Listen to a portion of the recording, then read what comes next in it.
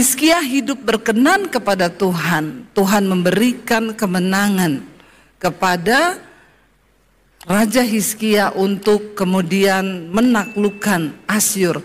Bukan karena kekuatan perang, bukan karena kekuatan militer, tapi karena kuasa Tuhan. Nah, kita bisa belajar dari seorang tokoh ini. Kenapa saudara? Apa alasan dari Raja Hizkia? Bagaimana hidupnya sehingga dia disertai Tuhan, diberkati Tuhan? Berapa banyak yang pengen tahu? Berapa banyak yang pengen melakukan? Ya, kita semua yuk buka bersama Yesaya pasal 38. Ayat yang pertama kita baca secara bersama-sama. Ya, tolong orang Bandung kalau saya suruh baca, suaranya keluar. Ya, karena orang Bandung ini kan nyaris tak terdengar. Senyap, ya. Baca bersama 1, 2, 3. Pada hari-hari itu Hizkia jatuh sakit dan hampir mati. Lalu datanglah Nabi Yesaya bin Amos dan berkata kepadanya, beginilah firman Tuhan, sampaikanlah pesan terakhir kepada keluargamu, sebab engkau akan mati dan tidak akan sembuh lagi. Bapak Ibu, kalau datang orang dan berkata kepada kita, sampaikan pesan terakhir, kira-kira bagaimana perasaan kita? Berarti kita sudah diambang kematian. Yesaya disuruh Tuhan pergi ketemu Raja Hizkia. Yesaya itu hamba Tuhan yang tanpa basa-basi. Mau lu raja, mau lu orang kaya, pokoknya Tuhan sampaikan kau mati, mati. Sebaiknya hamba Tuhan seperti itu. Jangan sudah lihat orang delek-delek nggak bisa napas, ya masih dihibur-hibur lagi. Tenang Bapak, Tuhan pasti kasih kesembuhan. Padahal udah jelas dia mau mati. Nggak boleh loh, ya. Saya ketika terakhir kali ditelepon Kiki Fatmala waktu dia mau menghapuskan napas yang terakhir, saya datang ke rumahnya, ya saya lihat dia di tempat tidur. Saya pegang tangannya, saya bilang, Ki, mati itu untung di dalam Yesus.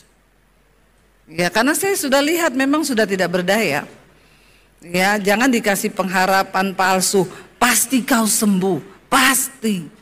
Ya, jangan Bapak Ibu. Lebih baik kita memberikan dia kesiapan, karena ternyata banyak orang tuh tidak siap mati. Dan ini bahaya kalau dia udah mau mati, dia tidak siap mati, dia bisa menolak Tuhan loh. Ya, saya mau tanya di sini, yang sudah siap mati berapa banyak? Ini enggak, saya tidak bercanda loh. Ya, ini enggak bercanda ya, ini serius. Yang sudah siap mati angkat tangan. Ya, puji Tuhan ada beberapa. Yang belum siap mati angkat tangan. Yang bingung angkat kaki. Kayaknya bingung semua ini ya. Nggak boleh bingung, saudara itu ya, kalau tidak ada pilihan dalam hidup bahaya loh. Nanti jalanmu ngambang loh. Mati nggak mau, hidup juga nggak mau. Terus maunya apa? Jangan bikin bingung Tuhan ya. Siap atau tidak siap, mau atau tidak mau, kalau waktunya mati kita pasti mati. Kecuali Tuhan bilang belum. Ya, jadi daripada belum siap lebih baik siap-siap. Bilang kanan kirimu siap-siap loh. Ya, bilang siap-siap mati gitu ya. Enggak apa-apa ngomong kayak gitu kan, kita saling mengingatkan toh. Hizkia dikatakan oleh Nabi Yesaya, kamu akan mati. Sampaikan pesan terakhirmu. Orang kalau sampaikan pesan terakhir itu berarti pesannya itu harus benar, jelas ya. Ada bapak-bapak di Jakarta mau mati, dia bilang sama istrinya, "Mah, aku mau kasih pesan terakhir apa? Rumah yang depan rumah kita jangan kamu jual." Istrinya kaget, "Hah? Oh iya, kenapa?" "Itu bukan punya kita." "Benar, itu bukan punyamu, jangan kau jual. Jadi masalah ya nak ya." Jadi itu namanya pesan yang ya sedikit ngelawak kalau mau mati ya saudara. Tapi kalau orang itu udah mau mati disuruh sampaikan pesan terakhir ya. Lalu apa yang dilakukan Hizkia ketika dia disuruh menyampaikan pesan terakhir? Ayat 2 baca bersama. Lalu Hizkia memalingkan mukanya ke arah dinding dan ia berdoa kepada Tuhan. 3. Ia berkata, "Ah Tuhan, ingatlah kiranya bahwa aku telah hidup di hadapan-Mu dengan setia dan dengan tulus hati, dan bahwa aku telah melakukan apa yang baik di mata-Mu." Kemudian menangislah Hizkia dengan sangat. Saudara, Hizkia itu tidak berdoa nangis, "Tuhan, keluargaku kasihan kalau aku mati, Tuhan anakku masih kecil-kecil." No. Kenapa doa Hizkia dijawab? Dia memalingkan muka ketika dia tahu dia mau mati. Dia bilang ini, "Ah Tuhan, ingatlah kiranya bahwa aku telah hidup di hadapan-Mu dengan titik. Saudara, tolong berikan alasan kepada Tuhan kenapa dia harus menjawab doamu. Amin. Kalau kita ngomong di hadapan Tuhan, apa yang akan saudara omongkan? "Ah Tuhan, ingatlah kiranya aku telah hidup di hadapan-Mu." Selingkuh Tuhan. Tidak usah angkat tangan. Jangan angkat tangan yang selingkuh. Bertobat ya. Alasan apa yang akan engkau beri di hadapan Tuhan tentang hidupmu sekarang? Apa yang akan kita ngomong sama Tuhan? Coba kita sekarang jujur. "Ah Tuhan, ingatlah kiranya aku ini hidup dengan kepahitan terus sama keluargaku. Ah Tuhan, ingatlah aku ini hidup dengan terus nonton film porno tiap hari." Anak-anak muda, apa yang alasannya akan kau beri bagi Tuhan untuk dia mempertimbangkan doa dan permintaanmu? "Ah Tuhan, ingatlah aku tiap hari merokok, mabok, minum, dugem, ke night club." Alasan apa yang mau kita beri? "Ah Tuhan, ingatlah tiap hari aku hidup kepahitan sama mertuaku, sama menantuku, sama keluargaku." Hello saudara, Tuhan membutuhkan alasan untuk dia bisa mempertimbangkan hidupmu, mempertimbangkan doamu, mempertimbangkan berkat yang akan dia berikan dalam hidup kita. Tidak semua orang Kristen doanya itu dijawab Tuhan. Tuhan itu bukan, jangan memandang rendah Tuhan. Kalau engkau sejak manusia tahu memberikan yang terbaik bagi orang tuamu, bagi siapapun, apalagi buat Tuhan. Jangan main-main dengan Tuhan loh Bapak Ibu. Ya, bagaimana caramu hidup di hadapan Tuhan, itu akan menjadi hal yang Tuhan pertimbangkan untuk menjawab setiap doa dan permintaanmu. Banyak orang datang sama saya, "Bu, saya sudah berdoa bertahun-tahun, kenapa tidak dijawab?" Hati-hati saudara, tidak seenak itu menjadi orang Kristen. Ya, apalagi kalau sudah nyanyi, "Saat ku perlu Tuhan tahu, saat berdoa Tuhan dengar." Enak aja kau hidup dalam perselingkuhan saat kau perlu Tuhan tahu. Emang Tuhan apamu? Hello, pret. Ini kalau sudah keluar pret nih bahaya loh saudara. Ya, bahaya. Lo bener. Ya, jangan sembarangan dengan Tuhan. Ya, Tuhan bilang siapa menghormati aku akan kuhormati. Saya berpesan selalu kepada anak-anak saya, "Mami tidak suruh kamu hormati mami, mami suruh kamu hormati Tuhan. Karena kalau kau menghormati Tuhan, maka kau dapat semuanya. Dengan kau hidup dalam kekudusan, itu cara kau menghormati Tuhan." Kasih alasan dong sama Tuhan. Kenapa dia harus jawab doamu? Kasih alasan dan pertimbangan. Sebab Tuhan itu maha tahu dan maha melihat. Hizkia bilang, "Ah Tuhan, ingatlah." Dia cuma suruh Tuhan ingat. Hidupku ini tulus di hadapanmu, hidupku ini setia di hadapanmu, dan aku melakukan apa yang baik di matamu. Hari-hari ini yang Tuhan cari cuma orang yang setia saudara. Ya, apa itu setia? Setiap tikungan ada Bu. Nah ini bahaya nih. Setia itu dalam segala keadaan, suka, duka, senang ataupun susah. Engkau mau berkata, sekali aku percaya Yesus, aku tetap akan percaya Yesus. Dalam keadaan apapun aku tetap mau setia hidup dalam kekudusan.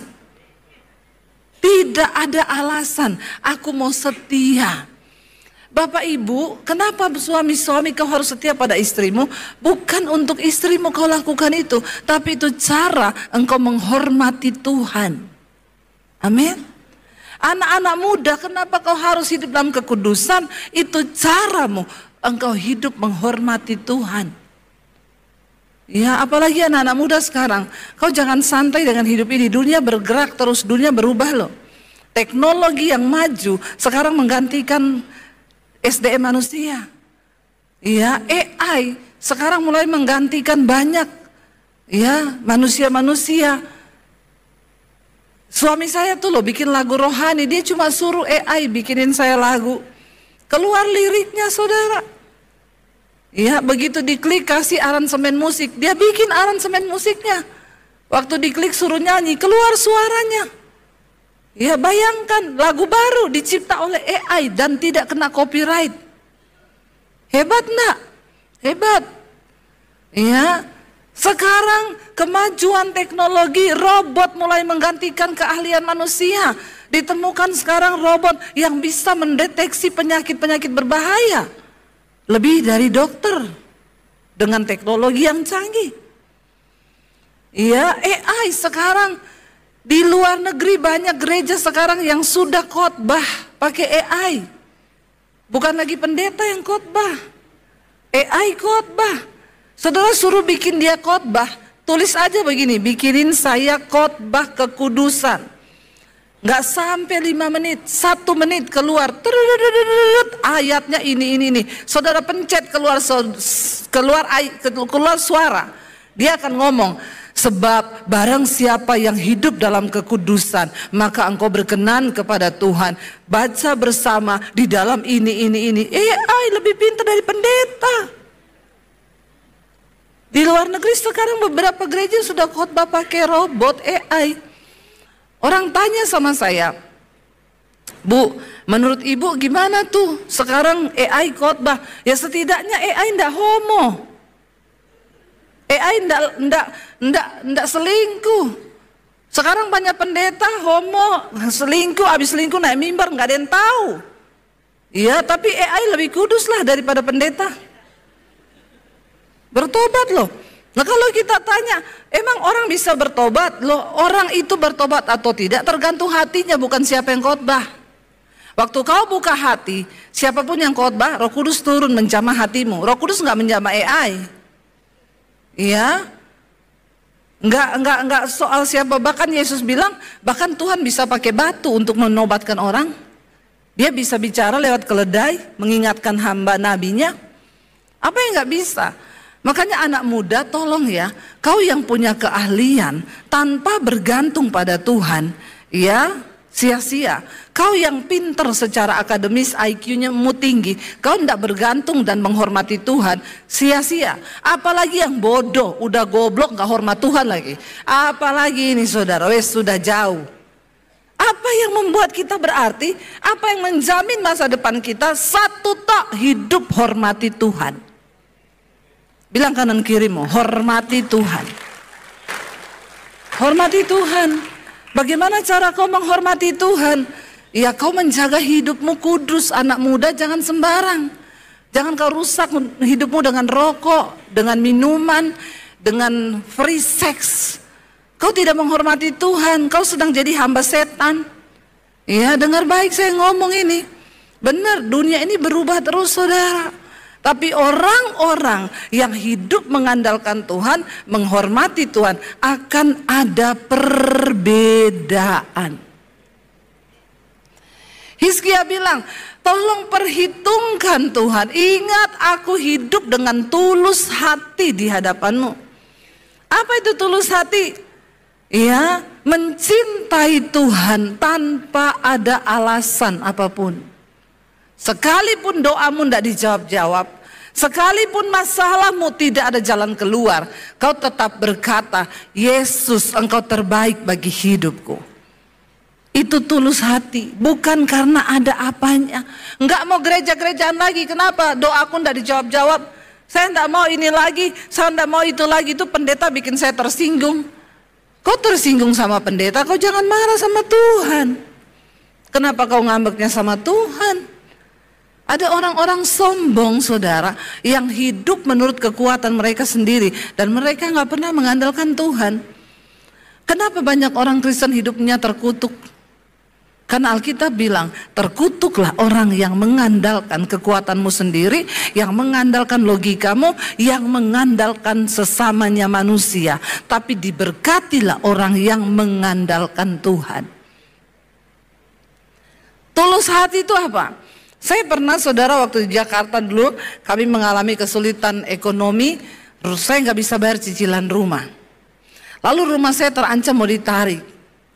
Saya berdoa waktu itu tanpa pengenalan yang benar akan Tuhan. Saya berdoa dengan emosi, dengan tekanan jiwa, pergumulan. Saya bilang, Tuhan, jawab aku Tuhan, beri mujizat Tuhan, Engkau sanggup Tuhan. Soalnya Tuhan, aku sudah bersaksi kemana-mana, aku beli rumah. Kalau sampai rumah ini ditarik, kau yang malu Tuhan, kau yang malu. Ya, nggak tahu diri seringkali kita ini jadi orang Kristen ya. Tiap hari saya berdoa begitu, saya pikir benar. Makanya hati-hati saudara, jangan mau disesatkan. Ya, sekarang banyak ajaran-ajaran yang menyesatkan tanpa kita mengerti. Lalu saya tengking terus, saya bilang terus ya. Karena ada beberapa orang bilang, ya Tuhanlah yang malu Bu kalau rumahnya ditarik. Kan ibu sudah bersaksi. Setiap hari saya berkatakan begitu. Yang ada saya makin stres, tertekan. Lalu berkata, Tuhan tuh di mana ya? Kenapa dia nggak dengar doa saya? Itu kau sudah murtad secara rohani loh. Waktu kau berkata Tuhan tuh di mana? Kenapa dia nggak jawab doa saya? Satu kali ketika tidak ada orang di rumah, saya duduk, saya menangis, saya bilang, Tuhan, hari ini saya tidak akan meminta, tapi bicara kepadaku Tuhan, apa maksudmu dari proses yang sedang Engkau izinkan aku jalani? Apa maksud Tuhan? Biar saya mengerti dan saya mau bertobat kalau memang ada yang harus saya bertobat. Tiba-tiba saudara, ada suara yang bilang begini, Tuhan itu mulia, Tuhan itu agung, kemasyurannya mengatasi segala apapun yang ada di bumi ini. Kalau rumahmu ditarik, yang malu bukan Tuhan, tapi kau yang malu. Karena kau punya rumah dan tidak punya rumah, tidak akan pernah mengurangi kemuliaan Tuhan. Lalu saya mulai menangis saudara, Tuhan ampuni aku. Ampuni saya Tuhan. Kalaupun rumah ini terpaksa diambil, saya dulu pernah hidup lebih susah dari ini. Ambilen Tuhan kalau memang rumah ini mau diambil. Engkau menjawab doaku atau engkau tidak menjawab. Engkau melepaskan aku dari masalah ini atau engkau tidak melepaskan aku. Bagiku engkau tetap Tuhan. Engkau baik bagiku. Dan aku menyembah Tuhan bukan karena aku punya rumah. Aku menyembah Tuhan karena aku sudah diselamatkan oleh darah Yesus. Lalu dengan bercucuran air mata, saya mulai nyanyi saudara. Sekalipun kau tak menjawabku, sekalipun kau tak lepaskanku, namun ku akan tetap menyembahmu, takkan ku tukar dengan apapun. Saya nyanyi berkali-kali, air mata saya bercucuran dan saya bilang, aku mengasihi engkau Tuhan. Sekalipun kau tidak jawab doaku, sekalipun kau tidak lepaskan aku dari masalah ini, aku mau tetap mengasihi Tuhan. Dan Alkitab berkata, Dia Allah yang melihat hati. Waktu hatimu berubah kepada Dia, Dia melihat itu saudara. Dan sebenarnya persoalan Tuhan izinkan itu bagi saya cuma mau melihat sikap hatiku. Waktu saya bilang begitu sama Tuhan, tiba-tiba Tuhan bekerja. Saya nggak lagi berdoa nodong-nodong Tuhan. Jawab Tuhan, jawab Tuhan. Malu nanti kau. Enggak, waktu saya berserah, saya belajar bersyukur. Masalahnya tetap ada, tapi hati saya sudah damai. Karena ada ucapan syukur yang keluar dari mulut saya. Dan Tuhan melihat itu. Saudara tahu, di balik setiap masalah yang kau hadapi, Tuhan sedang bekerja memproses sikap hatimu, memproses cara berpikirmu untuk engkau menjadi selaras dengan Tuhan. Waktu saya mulai bersyukur, tiba-tiba Tuhan kasih jalan. Semua ide, kehendak dalam hidup kita tuh dari Tuhan. Tiba-tiba saya hubungi satu jemaat, rumahnya di Bekasi. Ya, saya nggak tahu rumahnya, dia juga nggak pernah datang ke rumah saya. Saya cuma inbox dia lewat Facebook karena saya nggak punya nomor HP-nya. Saya bilang, Bu, shalom, saya mau jual rumah saya, Bu. Kalau ibu mau beli, tapi ibu DP dulu 400 juta untuk lunasi rumah ini karena rumah ini terancam ditarik. Ibu, kalau rumah ini sudah keluar, ibu bayar 400 juta sebagai DP, nanti saya ambil sertifikatnya, kita jual. Kalau sudah terjual, saya balikin uang ibu karena rumah ini sudah harganya 2 kali lipat. Kalau cuma ditarik, saya nggak dapat untung, malah rugi. Tapi kalau diselamatkan, saya bisa dapat untung. Jadi kalau ibu bayar 400 juta, nanti kami jual rumah ini, nanti uang ibu saya kembalikan, keuntungannya kita bagi 2. Kalau ibu mau. Nanti saya kasih tahu suami saya, Bu, katanya gitu. Tiba-tiba suaminya telepon saya, Bu, surat-surat komplit ada semuanya, Pak. Oke, minta nomor rekening, dia transfer 400 juta, saya lunasi rumah itu, sertifikatnya keluar. Pak, saya minta alamat rumah, saya mau kirim sertifikat rumah saya, Bapak pegang dulu sambil nanti kita tawarin. Nggak usah Bu Debbie, Ibu ambil aja sertifikatnya, yang lama sudah berlalu, yang baru sudah datang.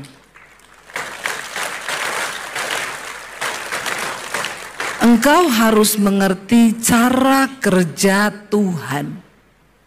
Bagi Tuhan itu bukan masalah berat. Tapi kalau kau coba menyelesaikan dengan kekuatanmu sendiri, kau semakin terkutuk, semakin jauh, semakin tidak melihat pertolongan Tuhan. Tapi waktu kita mulai menyerah dan bertanya, Tuhan, apa rencanamu di balik persoalan ini? Bicara padaku dan aku mau bertobat. Ternyata hanya semudah dia berfirman. Coba siapa yang bisa menggerakkan orang uang 400 juta dikasih begitu aja? Nggak gampang loh saudara, nggak mudah. Karena Alkitab bilang Tuhan sanggup menggerakkan bahkan hati raja. Asal kita benar-benar percaya. Iya, tapi akhirnya saya nyicil saudara sampai selesai. Saya selesaikan, saya tidak mau berhutang. Karena Tuhan sudah kasih jalan. Selama engkau ngotot dengan kekuatanmu, dengan iman yang salah, dan engkau gak pernah bisa mengerti rencana Tuhan, kita semakin jauh, dan kita semakin capek menghadapi hidup ini. Ya, jangan pernah jalani hidup ini dengan kekuatanmu sendiri. Kenapa? Karena ada banyak hal yang tidak bisa kita selesaikan dengan kekuatan kita. Kita membutuhkan kuasa yang supranatural dari Tuhan, yang tidak terbatas, yang tidak tertandingi, dan yang sanggup melakukan segala perkara. Yang terakhir Hizkia bilang, ingat Tuhan, aku ini hidup di hadapanmu, aku melakukan apa yang baik di matamu. Apa yang baik di mata Tuhan? Waktu kau melakukan firman Tuhan. Sekalipun berat, kau sedang kepahitan, Tuhan bilang lepaskan pengampunan. Rela, taat, lepaskan pengampunan. Nggak usah alay lebay. Ya, sakit Bu, nggak bisa. Ya, kita harus berjuang untuk mendapatkan perkenanan Tuhan. Karena kalau kita sudah dapat perkenanan Tuhan, Saudara, wow, Tuhan bilang begini, siapa yang menghormati aku akan kuhormati. Itu firman Tuhan.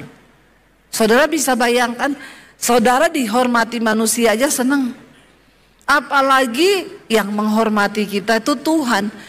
Siapa menghormati aku akan kuhormati. Saya sih lebih penting mencari perkenanan Tuhan daripada perkenanan manusia.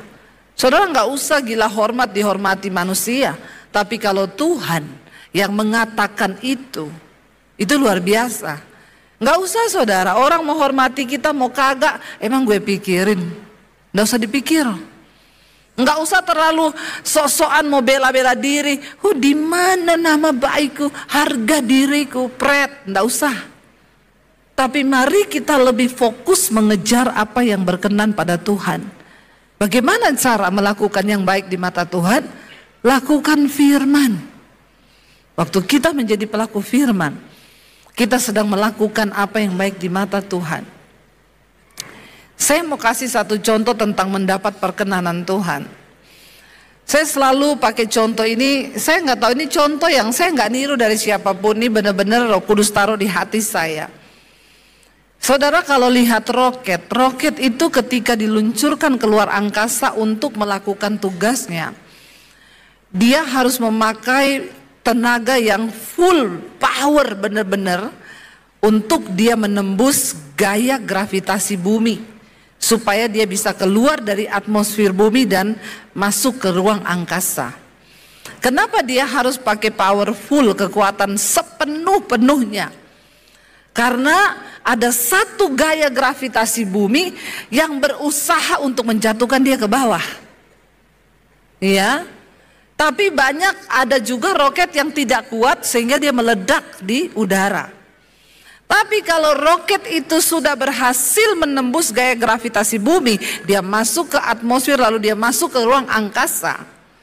Apa yang terjadi? Roket itu tidak perlu power lagi saudara. Dia tinggal mengorbit, menjalankan tugas, melayang aja dia. Hidup ini seperti itu. Waktu kita mau mengejar perkenanan Tuhan tidak gampang. Ada usaha-usaha dari setan, kuasa gelap, kedagingan kita, diri kita yang terus berusaha menarik kita jatuh ke bawah, menjauhkan kita dari Tuhan. Tapi waktu kita terus dengan Tuhan, minta kekuatan, berjuang dalam proses apapun, Tuhan aku pengen kuat menang dari masalah ini supaya aku dapat perkenanan Tuhan. Lalu kau tembusi atmosfer bumi itu, kau masuk sampai ke hadirat Tuhan. Apa yang terjadi saudara? Engkau tinggal melayang, melakukan setiap tugas yang Tuhan percayakan.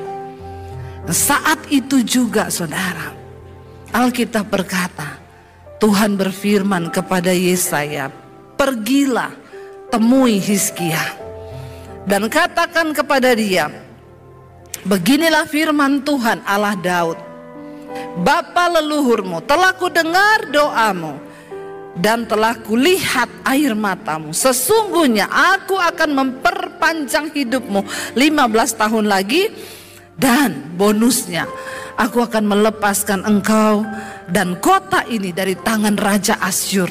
Asyur sebuah kerajaan yang tidak terkalahkan. Dia butuh berapa kekuatan militer, senjata, bom untuk mengalahkan mereka. Begitu banyak perjuangan untuk bisa mengalahkan Asyur. Tapi waktu kau mencapai perkenanan Tuhan, maka Tuhan berkata, bukan karena kuat dan gagahmu, tapi kuasaku. Apa yang sedang kau perjuangkan hari ini? Pergumulan apa yang sedang engkau berusaha dengan kekuatanmu hari ini? Saya cuma mau bilang saudara, datang di kaki Tuhan, belajar hidup menghormati Tuhan, lakukan apa yang menyenangkan hatinya supaya engkau mendapatkan perkenanannya. Dan apapun yang sedang engkau jalani hari ini, kuasa Tuhan yang tidak terbatas sanggup bekerja bagimu. Karena bagi Tuhan itu hanya semudah Dia berfirman maka semuanya jadi. Amin. Biar kita mau berkata, Dia Tuhan yang sangat tahu keadaanmu hari ini. Dalam keadaan berlimpah maupun kurang Tuhan, kami mau bilang, tetap Engkau yang mempesona di hidup kami. Ajar kami mencintaimu dengan setia dan tulus hati Tuhan. Ajar kami sungguh-sungguh mengasihimu dengan hati yang benar. Dan Engkau Tuhan yang melihat hati kami. Mungkin saat-saat ini saudara, engkau sedang menghadapi pergumulan yang secara manusia mungkin tidak ada jalan. Mungkin kita juga yang sedang sakit dalam kelemahan tubuh. Katakan pada Tuhan, harapan kami tidak akan pernah hilang kepadamu Tuhan. Kami mau bilang Tuhan, sekali Yesus di hidup kami akan tetap sembah Yesus. Mari sekali lagi angkat tanganmu di hadapan Tuhan sebagai komitmen. Katakan saudara, katakan di hadapan Tuhan, ini kami Tuhan. Lihat hati dan hidup kami. Apakah kami setia dan tulus hati mengasihi Engkau? Apakah kami sudah melakukan yang baik di mata-Mu Tuhan? Ampuni kami Bapa. Kalau kami sering kali melakukan apa yang tidak baik di mata-Mu, hari ini kami mau bertobat Tuhan. Bawa hidup kami dalam perkenanan-Mu Bapa. Bawa kami masuk Tuhan. Karena ada begitu banyak hal di hidup ini yang tidak bisa kami selesaikan dengan kekuatan kami. Firman-Mu berkata, terkutuklah orang yang mengandalkan kekuatannya sendiri, tapi diberkatilah orang yang mengandalkan Tuhan. Kami mau belajar hidup mengandalkan Engkau Tuhan. Kami mau belajar menaruh seluruh hidup kami dalam tangan Tuhan. Dalam segala keadaan, berlimpah ataupun kurang, saat kami kuat ataupun saat kami lemah hari-hari ini, biar Yesus satu-satunya yang menjadi kekuatan di dalam hidup kami. Tuhan, hari ini hamba berdoa untuk setiap anak-anak-Mu Tuhan, mereka yang sedang mengalami masalah persoalan dalam hidup mereka. Tuhan, Engkau ambil alih waktu kami berserah kepada Tuhan, waktu kami percaya kepada Tuhan, waktu kami berkata sekali Yesus, kami tetap mengasihi Yesus. Itu komitmen di hidup kami Tuhan. Kami tidak akan pernah goyah. Sampai kapanpun juga kami tidak akan pernah goyah Tuhan. Dijawab atau belum dijawab, kami mau tetap percaya. Dan inilah ungkapan hati kami. Tidak selamanya kita harus mengerti jalan Tuhan, tapi untuk selamanya kita harus belajar percaya kepada Tuhan. Sekalipun mengikuti jejaknya itu berat. Seringkali apa yang kita mau secara daging tidak terjadi. Tapi percaya saudara, waktu kau ikut jejaknya Tuhan. Ayub berkata begini saudara, perintah dari bibirnya tidak kulanggar, dalam sanubariku kusimpan ucapan mulutnya. Mari dengarkan firman Tuhan dan simpan itu dalam hatimu. Waktu engkau menyimpan firman dalam hatimu, maka firman itu yang akan menuntunmu saudara untuk mulai mengikuti kehendak Tuhan. Waktu kau simpan firman dalam hatimu, maka firman itu yang akan berkuasa membawa engkau sampai pada tujuannya Tuhan. Karena firman itu berkuasa, dan firman itu dikatakan akan mengerjakan setiap apa yang disuruhkan Allah untuk terjadi dalam hidup kita. Bahkan Ayub berkata begini, tetapi Tuhan itu tidak pernah berubah. Siapa dapat menghalangi Tuhan? Perhatikan saudara, kalau hari ini engkau belum mencapai satu tujuan di hidupmu, jangan salahkan orang lain. Jangan pernah salahkan gara-gara dia ini, saya nggak bisa dapat ini. Jangan pernah salahkan nih gara-gara dia ini. Sampai saya hari ini harus begini. Waktu Tuhan yang menentukan untuk engkau dapat mencapai sesuatu, maka dikatakan tidak ada yang bisa menghalangi Tuhan. Tidak ada yang dapat menghalangi kuasa Tuhan yang besar untuk membawa engkau digenapi janji itu dalam hidupmu. Gak ada. Tidak ada satu manusia yang berkuasa pun, saudara, yang dapat menghalangi jalan Tuhan atas hidupmu. Bagian kita cuma duduk di kaki Tuhan dan belajar percaya. Ajar kami memahami Tuhan, apa maksudmu dari setiap ujian ini.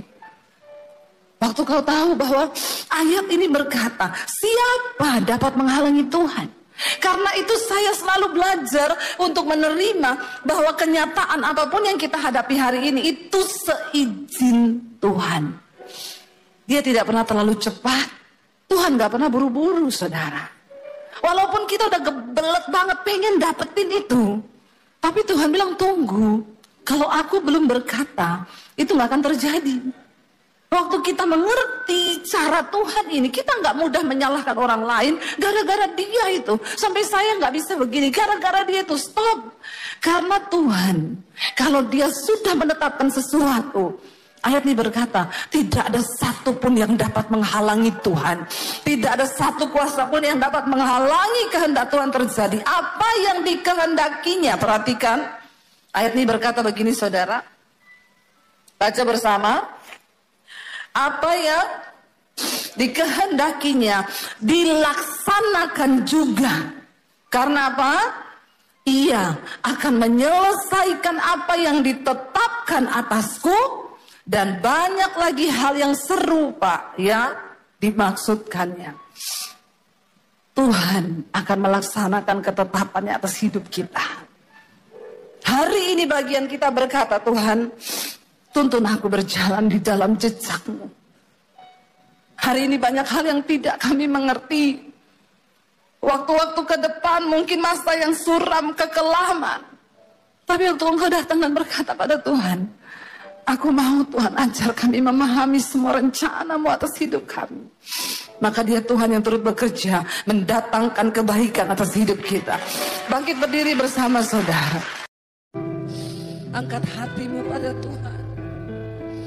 Serahkan hidupmu kepada Tuhan malam ini. Ini adalah titik balik. Bilang Tuhan, biar malam ini menjadi titik balik hidupku kepada Tuhan.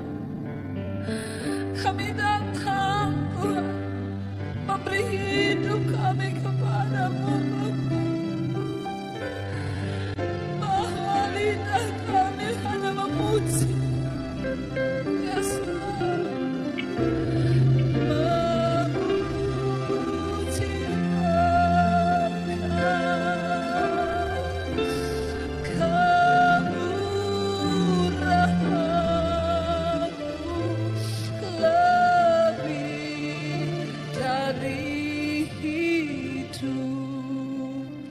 Tutup mata dalam hadirat Tuhan. Bapa, lihat setiap hati kami malam ini. Kami datang Tuhan. Tuhan yang tahu hidupmu masing-masing, saudara. Dan malam ini dia cuma mau Engkau beri hidupmu yang sungguh-sungguh bagi dia. Tidak peduli dosa apapun yang sedang hari ini Engkau lakukan. Tuhan tidak pernah melihat masa lalu, tapi dia tunggu engkau yang sekarang untuk menyerahkan hidupmu kepada Tuhan.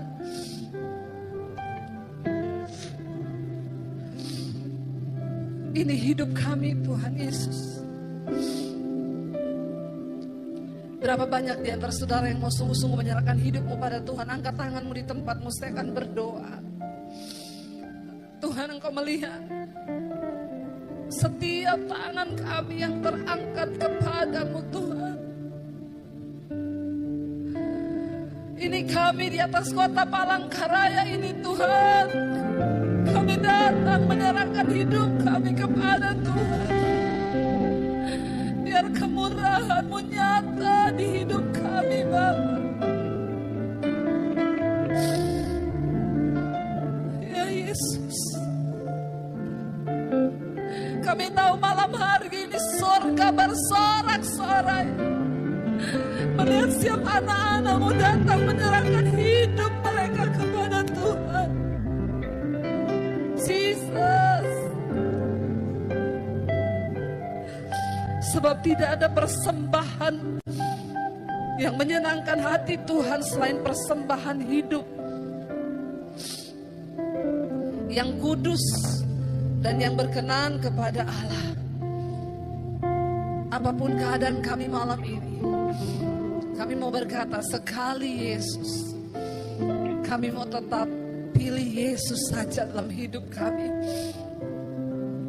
Tuhan, apapun yang sedang mereka alami dalam hidup mereka malam ini, hamba percaya Engkau yang Maha Tahu. Yang terikat dengan dosa sudah dilepaskan dalam nama Tuhan Yesus. Yang sakit malam ini Tuhan sembuhkan dalam nama Yesus. Yang mengalami pergumulan yang berat malam ini Tuhan lepaskan dalam nama Yesus. Kami mau berkata malam ini,